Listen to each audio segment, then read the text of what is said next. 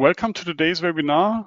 The topic today is most frequently asked questions answered by Dlubal support team, our regular webinar that we present one per month or two webinars per month.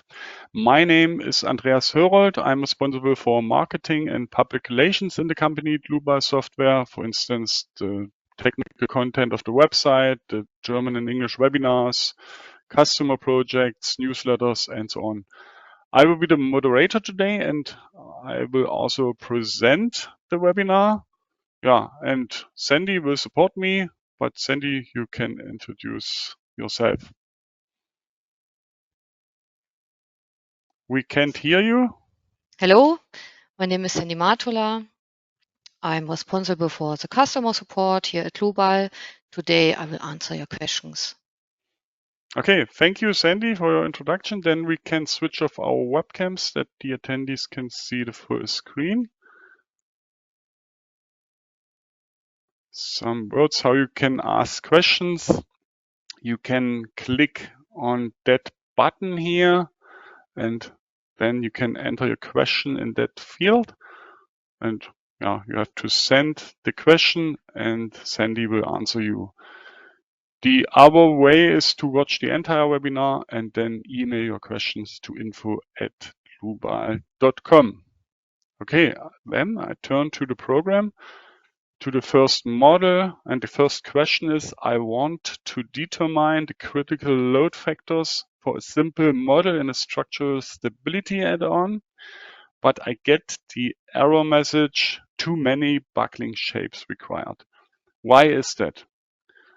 Let me calculate this load case. I go to the settings before. You can see that there's checked calculate critical load with the stability, structure stability add-on. Let's go to these settings. We would like to determine the 25 lowest eigenvalues. Okay, I calculate the load case. There's only a load in Z direction. So, and we see that error message, too many buckling shapes below. So, and the reason in this case is that no compressive force occur in the beam, so the eigenvalue server cannot determine any buckling shapes. Let's turn to the second load case with a compression load. We calculate it.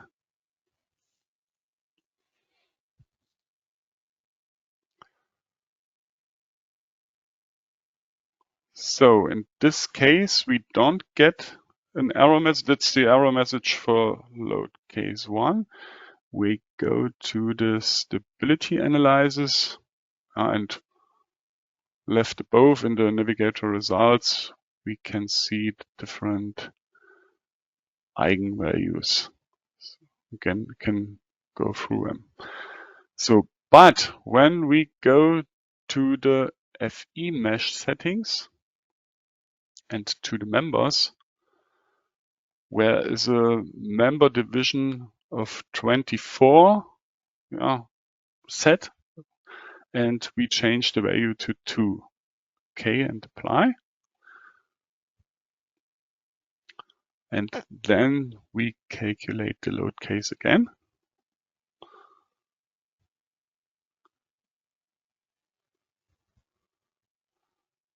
So, and now we get quite the same error message.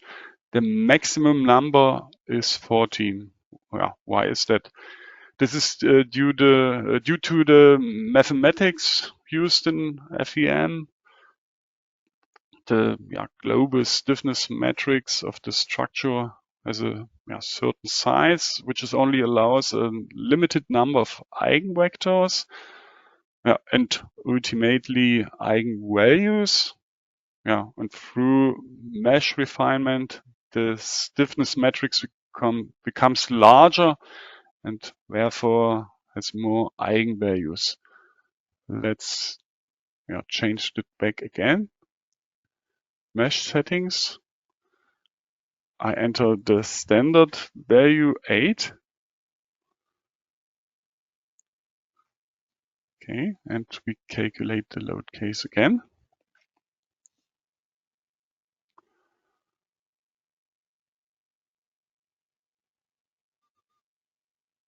So, and left above, we change in the navigator results to we let display the stability analysis results, and we go through the different eigenvalues.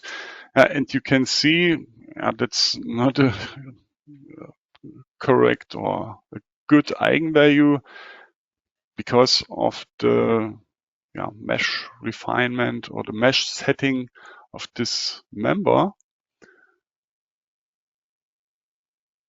And I would change it back again. Sorry, here, mesh settings, 24. Okay. So, and after the calculation, it should looks better. And here as in any FE calculation, let's go through the eigenvalues. Those eigenvalues look quite better. And here as in any FE calculation, the principle applies that the FE mesh should be kept as coarse as possible, but at the same time as fine as necessary. Okay, so then we turn to the next model and the next question. Next question is, how can I quickly and easily insert an opening in a solid body in Rfem 6? The basic shape here is a cube.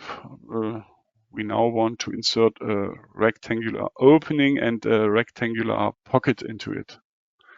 So we change the work plane into XZ. And with that button here above, we set a new grid and a new origin. I click on that edge. So, and now the front is our work plane. I change to the -Y view.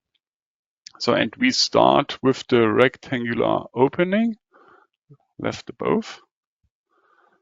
So I enter the opening. So, and then I would like to copy that opening. Just a small tip. I would like to enter a window around the opening, and when I do that, I destroy the cube, or I drag and drop the surface. How can I avoid that? I undo that. So with a right click in the user interface, in the empty interface, I can deactivate the drag and drop function. Then I can select the opening, or the other possibility is I change it back. I activate the drag and drop, and I press the Alt key, and then I can also deactivate the drag and drop feature for this time. Okay, so then above, move copy selected objects. I create a copy. The displacement vector should be from the front to the back. Okay, and I activate the step links. Then I select link nodes with line and link line with surface. And I have to select the surface in the graphic. I select this one. Okay. So, and that's all. And now the opening is created. So then we continue with the circular pocket or rectangular. We do a circle. Okay. So let me search the grid. Okay. So that's the opening. So, and now I select all, but not the opening. I press the Shift key and deselect the opening. I would like to copy only the line. So go back to Move Copy Selected Objects. The program remembers the last entries. So I enter 0.8 here and leave the settings for the step links. Okay. Okay. Now only a circular surface is missing. I switch to the transparent model, or better to the wireframe model. And you can see there's no surface here. So, and that's why I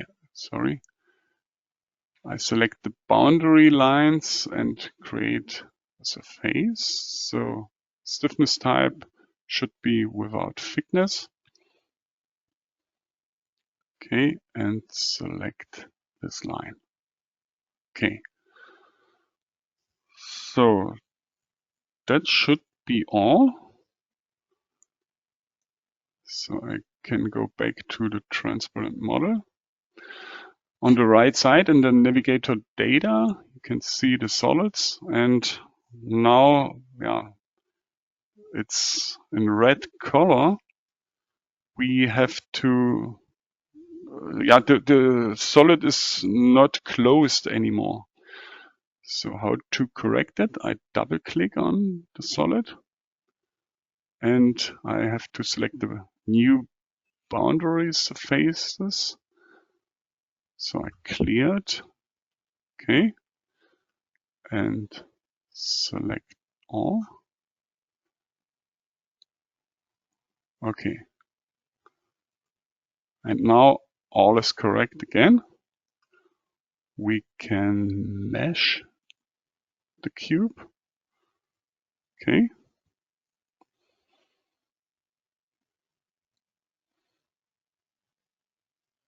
Now the solid is complete now, and we could calculate it.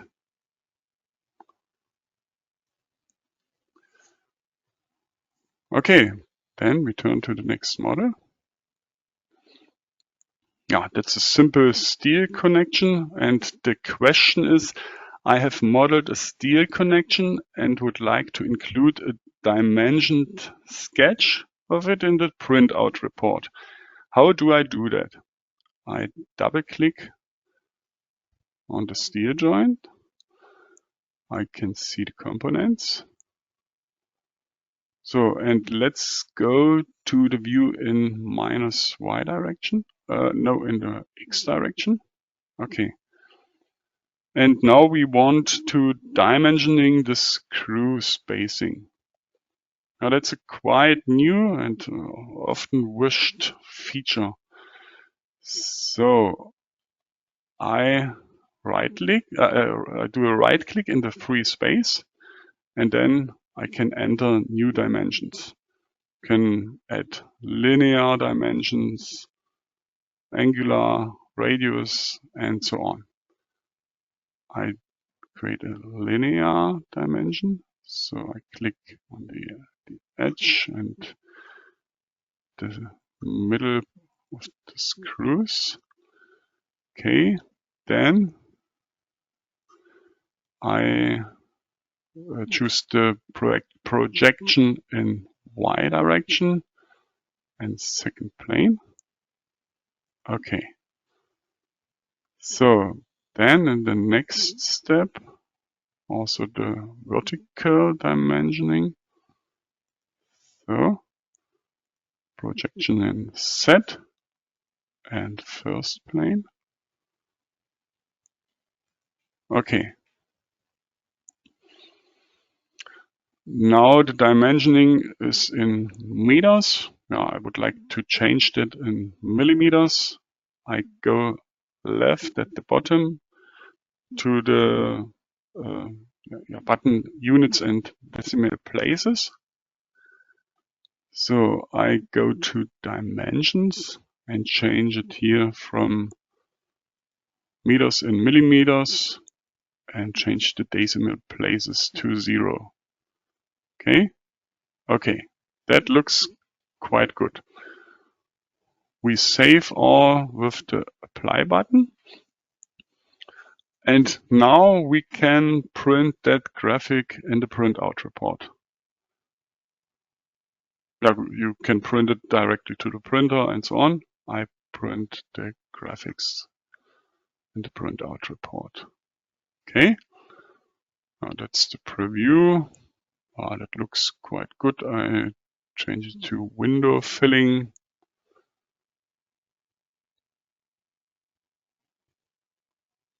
Okay. Save and show. And now the printout report is creating.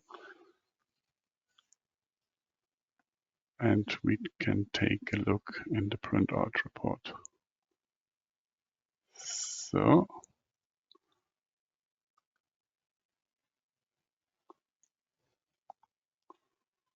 Okay. That looks quite good. The name is still in German, but it doesn't matter. Okay, so then that's all for this question. The next question is, how can I share my user-defined settings for the cover page and header of the printout report with my colleagues? I go in the menu to Report and Printer Setup. So, and you can select, for example, header. And you can also upload your own logo, the logo of your company, for example. You can change the first line. I change it to, Dlubal Software. Dlubal Software GmbH. Then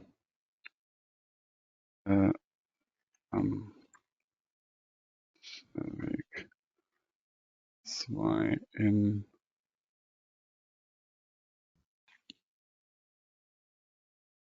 Germany 93464 Tiefenbach. Okay, and I can save that with that button, Save as Template. User-defined settings 1, for example. Okay, so and now I turn back to the program, to Rfem 6, and I go to Options, Export GUI Settings, and I deselect all, and then I select Templates for print settings. Okay, and I can save it with user-defined GUI. Okay, save it, and then you can save or send this file or share this file on a server and share it with your colleagues, and they can import it with options and then import GUI settings. The same workflow. Okay, so then we turn to the next question, or the last question. Last question is, how do I best formulate my questions to AI assistant Mia so that I receive the most precise answer possible? So let's go to the website. I go to support and learning and to frequently asked questions. I search for Mia prompting. We created a certain FAQ for this question. Let's go to this FAQ. You can read it later. But whereas, for example, the answer, what is a prompt? It's described here. For Mia, a prompt is a user input that Mia generates an appropriate answer to. Let's go to the most important comments. Use complete, short and clear sentences to get to the point. Then be detailed as you can and make sure it's clear. The more precise, the better. For example, you can mention or enter the program family. That's quite important. And give the most important information at the beginning or the end. You can see that on the example. Mia is only is not like Google that you enter only one word or more words.